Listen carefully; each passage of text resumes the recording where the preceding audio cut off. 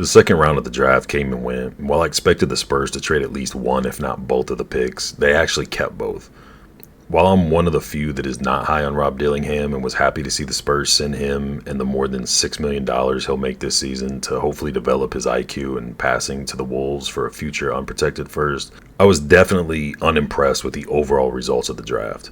I love the Castle pick, but going in with two top 10 picks in 2 seconds, I was expecting to come away with at least two impact players. I would have rather packaged the 8th pick in 2 seconds, maybe add something if need be, to jump up and grab Salon.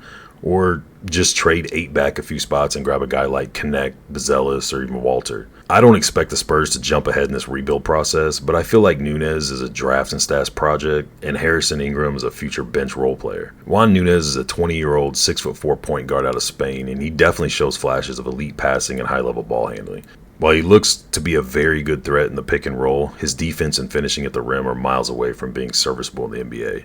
He's a very streaky shooter that absolutely loves the step back and has a decent form, but he needs to work on eliminating the dip from the beginning of his pull-up and develop a quicker release. Even from wide open catch and shoots, his shot is slow from the time he catches until it's out of his hands.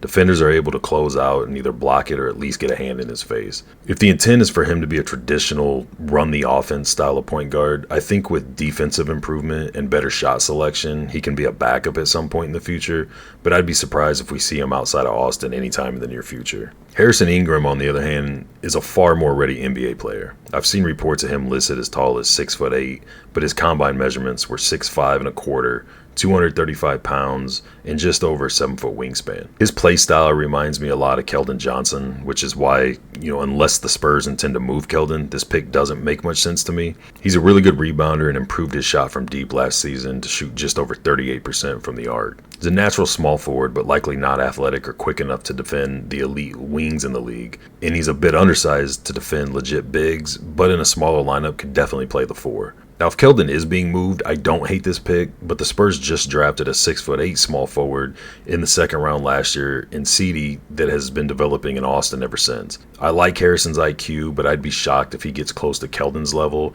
and ever becomes more than a utility bench guy, which, to be honest, isn't horrible for a late second rounder. Now, as always, when I'm not high on a Spurs decision or player, I'm hoping I'm wrong and a lot of these project players start to pan out, but unless the Spurs are planning a bigger picture move in free agency, I definitely had higher expectations with the draft capital we had going into this draft. As always, we can speculate, but outside of the front office, no one really knows what the grand plan is with all of these draft picks they keep stockpiling. But we do know that we can only have 15 guys on a roster, so at some point, legit moves are going to need to be made for some solid fixtures on the roster, unless, of course, the goal is for Austin to have a G League dynasty.